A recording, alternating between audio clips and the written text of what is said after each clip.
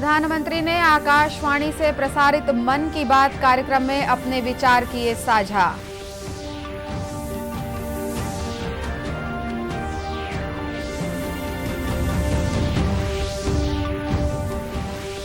राष्ट्रपिता महात्मा गांधी की 74वीं पुण्यतिथि आज, राष्ट्रपति प्रधानमंत्री ने दी श्रद्धांजलि।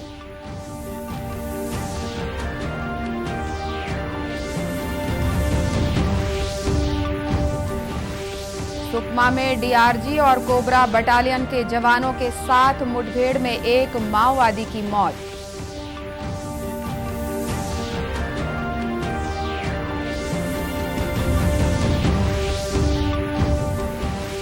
और प्रदेश में शीतलहर की स्थिति, अनेक जगहों पर अलाव की व्यवस्था।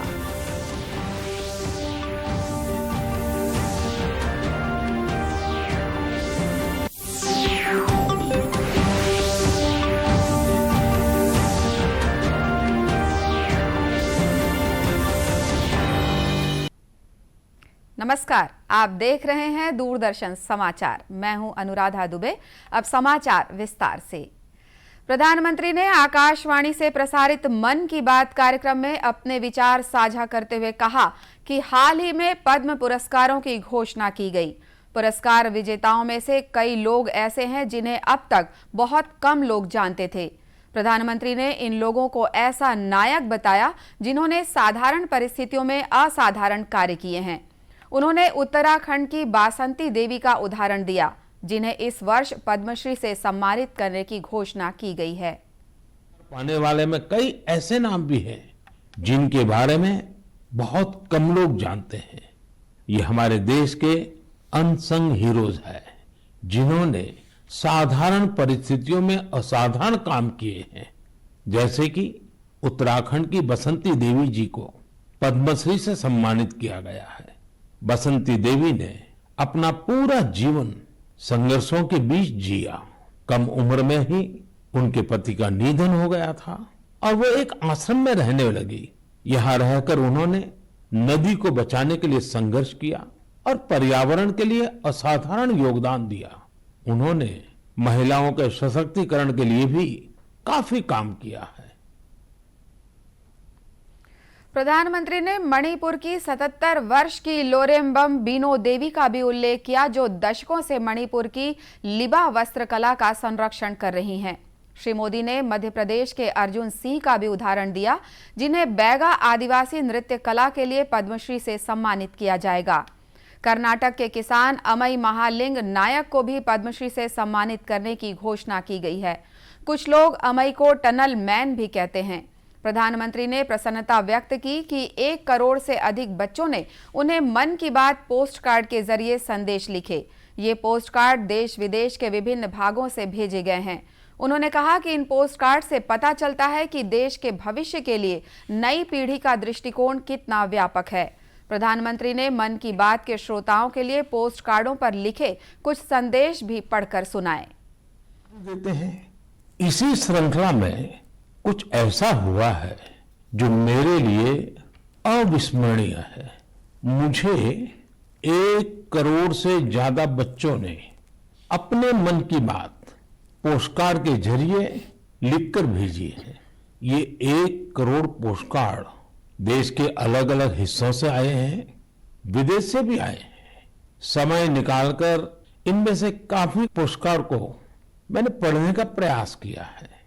इन पोस्टकार्ड्स में इस बात के दर्शन होते हैं कि देश के भविष्य के लिए हमारी नई पीढ़ी की सोच कितनी व्यापक और कितनी बड़ी है। मैंने मन की बात के श्रोताओं के लिए कुछ पोस्टकार्ड छांटे हैं, जिन्हें मैं आपसे शेयर करना चाहता हूं। जैसे यह एक असम के गुवाहाटी से रिद्धिमा स्वर्गियारी का पोस्टकार्ड है। रिद्धिमा क्लास 7th की स्टूडेंट है और उन्होंने लिखा है कि वो आजादी के 100वें साल में एक ऐसा भारत देखना चाहती हैं जो दुनिया का सबसे स्वच्छ देश हो, आतंकवाद से पूरी तरह से मुक्त हो, 100% साक्षर देशों में शामिल हो, 0 एक्सीडेंट कंट्री हो और सस्टेनेबल तकनीक से फूड सिक्योरिटी में सक्षम हो। प्रधानमंत्री ने बापू की शिक्षाओं को भी याद किया। साथ ही राष्ट्रीय समर स्मारक का जिक्र करते हुए शहीदों को श्रद्धांजलि भी दी। राष्ट्रपिता महात्मा गांधी की 74वीं पुण्यतिथि पर आज राष्ट्र उन्हें श्रद्धांजलि अर्पित कर रहा है। इस दिन को शहीद दिवस के रूप में भी मनाया जाता है। 1948 में आज ही के दिन महात्मा गांधी की हत्या कर दी गई थी। राष्ट्रपति रामनाथ कोविंद और प्रधानमंत्री नरेंद्र मोदी सहित कई गणमान्य व्यक्तियों ने दिल्ली स्थित राजघाट पर महात्मा गांधी की समाधि पर माल्यार्पण कर उन्हें श्रद्धांजलि दी। इस अवसर पर सर्वधर्म प्रार्थना सभा का भी आयोजन किया गया।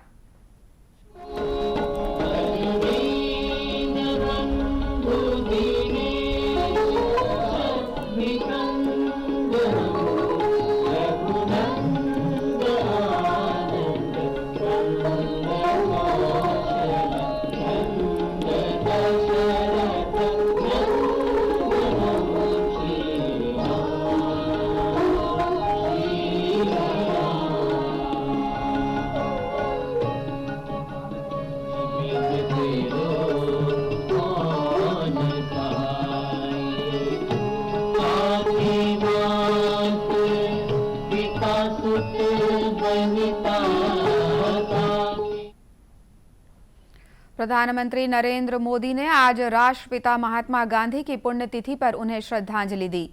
अपने ट्वीट में उन्होंने कहा कि गांधी जी के आदर्शों को लोकप्रिय बनाना हमारा सामूहिक प्रयास होना चाहिए।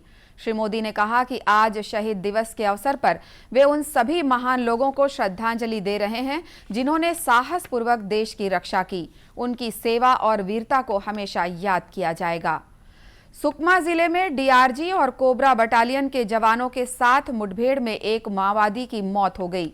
जवानों ने घटनास्थल से आईईडी बरामद किया है। सुकमा एसपी सुनील शर्मा और कोबरा बटालियन के कमांडेंट सौमित्र राय के नेतृत्व में आज सुबह ये मुठभेड़ हुई। एसपी शर्मा ने बताया कि मुठभेड़ के दौरान 3 लाख रुपए का इनामी मिलिशिया कमांडर मारा गया है। यह तिम्मापुरम एरिया में सक्रिय था। उन्होंने बताया कि घटनास्थल की सर्चिंग से माओवादी के शव के साथ भारी मात्रा में हथियार और अन्य सामग्रियां बरामद हुई हैं। देशव्यापी कोविड टीकाकरण अभियान के तहत अब तक 165 करोड़ 70 लाख से अधिक टीके लगाए जा चुके हैं। स्वास्थ्य मंत्रालय के अनुसार कल 62 लाख से अधिक टीके लगाए गए। देश में इस समय 18,84,000 से अधिक लोगों का इलाज चल रहा है। कल 2,34,000 से अधिक लोग संक्रमित हुए, जबकि 3,52,000 से अधिक रोगी स्वस्थ हुए। स्वस्थ होने की दर 94.21% है। स्वास्थ्य विभाग के मुताबिक प्रदेश भर में 43,887 सैंपल इकट्ठा किए गए। इस बीच 3,783 लोगों की रिपोर्ट पॉजिटिव आई। प्रदेश में कोरोना की संक्रमण दर 8.62% आंकी गई। छत्तीसगढ़ में एपिडेमिक कंट्रोल के डायरेक्टर डॉक्टर सुभाष मिश्र का कहना है कि कई विशेषज्ञों और संस्थानों ने तीसरी लहर को लेकर पूर्वानुमान का मॉडल पेश किया था। कुछ का कहना था तीसरी लहर का पीक जनवरी के अंतिम सप्ताह में आ जाएगा। पिछले कुछ दिनों से जिन मरीजों की संख्या और संक्रमण दर में गिरावट दिख रही है, उससे लग तो यही रहा है कि पीक गुजर चुका है, लेकिन पूरी सावधानी के साथ कोरोना गाइडलाइन का पालन करते हुए महामारी को फैलने से रोकने में ही समझदारी है। राजनांदगांव जिले के पर्वतारोही रोहित झा ने एक और कीर्तिमान रचकर राजनांदगांव जिले सहित प्रदेश को गौरवान्वित किया है। उन्होंने गणतंत्र दिवस के मौके पर हिमाचल प्रदेश के मणिकर्ण जिले में स्थित रोरंग लेक ट्रैक के 14,300 फीट की पर्वत शिखर पर 280 फीट का तिरंगा फहराकर विश्व रिकॉर्ड बनाया है। रोहित झा ने बताया कि अनुभव और जज्बे से पर्वतारोहण में ये सफलता मिली है। हम एक ट्रैक करने आए थे 14,300, जिसका नाम था रोरंग लेक, जो कसोल के पास स्थित है। हम इस पे 14,300 हाइट पे जाके हम एक विश्व रिकॉर्ड बनाने थे, जिसमें हमारे सारे एक्सपीरियंस होल्डर ट्रैकर थे। लगभग हम 25 लोग थे ग्रुप में, और हमने 7 से 8 फुट बर्फ़ काट के, मतलब रूट बना के हम उस ट्रैक तक कंप्लीट किए। ट्रैक इतना मुश्किल था, हमारे पास एक्सपीरियंस होल्डर थे, सर्च रेस्क्यू टीम थी, तो इस कारण हम बहुत अच्छे से ट्रैक कंप्लीट कर पाए। इंडियन एडवेंचर फाउंडेशन के तत्वावधान में हिमाचल प्रदेश के मणिकर्ण जिले में स्थित रोरंग लेक ट्रैक पर आयोजन किया गया था, जिसमें देश भर के 22 युवाओं ने हिस्सा लिया। प्रदेश में उत्तर से आ रही ठंडी और शुष्क हवा के प्रभाव से शीतलहर की स्थिति बनी हुई है। आज सुबह भी लोगों ने ठिठुरन महसूस की। प्रदेश के बिलासपुर, पेंड्रा रोड और जशपुर जिले में कड़ाके की सर्दी पड़ रही है। दुर्ग जिले में भी जिला प्रशासन ने शीतलहर की स्थिति को देखते हुए सभी नगर निगमों, रैन बसेरा, रेलवे और बस स्टेशनों में अलाव की व्यवस्था की है। जिले के अतिरिक्त कलेक्टर नुपुर राशि पन्ना ने कहा कि ठंड से बचने के लिए अलाव काफी लाभदायक साबित होता है। ठिठुरते ठंड से सार्वजनिक स्थानों में लोगों को इससे राहत दिलाने अलाव की व्यवस्था निरंतर जारी रहेगी। प्रतिदिन जरूरतमंदों को जिला और निगम प्रशासन द्वारा रात्रि में कंबल वितरण भी किया जा रहा है। कोल्ड वेव चल रहा है, शीतलहर चल रही है, तो जितने भी नगर निगम के एरियाज़ हैं उसमें नगर निगम प्रशासन द्वारा ज़रूरतमंद को कंबल भी बांटे गए हैं। एंड जो प्रोविजंस है, जो लोग जिनके पास आश्रय नहीं है उनके लिए छोटे छोटे शेल्टर्स भी एंड नाइट शेल्टर्स भी हैं। और अलाव के लिए भी बहुत सभी जगहों पर शाम पर को व्यवस्था हो रही है, ताकि जो लोग बिल्कुल ज़रूरतमंद हैं उनको हम लोग प्रोटेक्शन दे पाएँ। समाज सेवी संगठन भी ठंड के मद्देनजर कंबल वितरण कर रहे हैं। आजादी के लिए भारत का शानदार संघर्ष आधुनिक विश्व के महानतम संघर्षों में से एक है। दूरदर्शन समाचार इतिहास की धारा बदलने वालों की झलक रोजाना आपके लिए लेकर आ रहा है।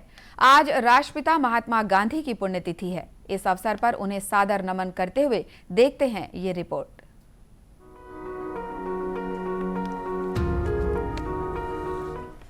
आज हम राष्ट्रपिता महात्मा गांधी को श्रद्धांजलि अर्पित करते हैं, जिन्होंने 30 जनवरी 1948 में अंतिम सांस ली। गांधी जी सितंबर 1947 में कलकत्ता से दिल्ली आए थे। उन्होंने दिल्ली के बिरला हाउस में रुकने का फैसला किया। बिरला हाउस में उनका अधिकांश समय पत्र लिखने, आगंतुकों से मिलने और प्रार्थनाओं में भाग लेने में व्यतीत होता था। गांधी जी ने 13 जनवरी 1948 को सांप्रदायिक सद्भाव बहाल करने के लिए अपना अंतिम उपवास शुरू किया था। इस उपवास के 7 दिन बाद ही 20 जनवरी को गांधी जी की हत्या का प्रयास किया गया था, जब एक व्यक्ति ने बिरला हाउस पर बम फेंका। लेकिन गांधी जी को इससे कोई नुकसान नहीं हुआ और उन्होंने कहा, अगर मुझे कोई पागल की गोली से मरना है तो मैं मुस्कुराते हुए ऐसा स्वीकार करूंगा। मेरे भीतर कोई क्रोध नहीं होना चाहिए। भगवान मेरे दिल में और मेरे होठों पर अवश्य होना चाहिए। जब गांधी जी को अधिक व्यापक सुरक्षा की पेशकश की गई तो उन्होंने कहा कि जो लोग स्वतंत्रता के बजाय सुरक्षा को प्राथमिकता देते हैं, उन्हें जीने का कोई अधिकार नहीं है। 30 जनवरी की शाम को जब गांधी जी की 2 भतीजियां उन्हें प्रार्थना सभा ले जा रही थीं, तो नाथूराम गोडसे भीड़ से निकला। उसने गांधी जी को प्रणाम किया और उन पर 3 बार गोली चलाई और बापू हमारे बीच नहीं रहे। आकाशवाणी से राष्ट्र को संबोधित करते हुए तत्कालीन प्रधानमंत्री जवाहरलाल नेहरू ने इस क्षति के बारे में देश को सूचित किया। The light has gone out of our lives and there is darkness everywhere. And I do not quite know what to tell you and how to say it. Our beloved leader, Bapu as we called him, the father of the nation, is no more. अगले दिन यमुना तट पर गांधी जी के अंतिम संस्कार में हिस्सा लेने के लिए भारी भीड़ उमड़ पड़ी। 5 मील लंबे मार्ग पर उनकी शव यात्रा में लगभग 10 लाख लोग शामिल हुए। उनके अस्थि कलश प्रयागराज में संगम में विसर्जन के लिए ले जाने से पहले 3 दिन तक यमुना नदी के किनारे रखे गए। नई दिल्ली में राजघाट पर बनाई गई उनकी समाधि उनके लाखों अनुयायियों के लिए एक तीर्थ है, जिस पर अंकित हैं 2 अक्षर, हे राम। इसी के साथ ये समाचार बुलेटिन समाप्त हुआ। नमस्कार।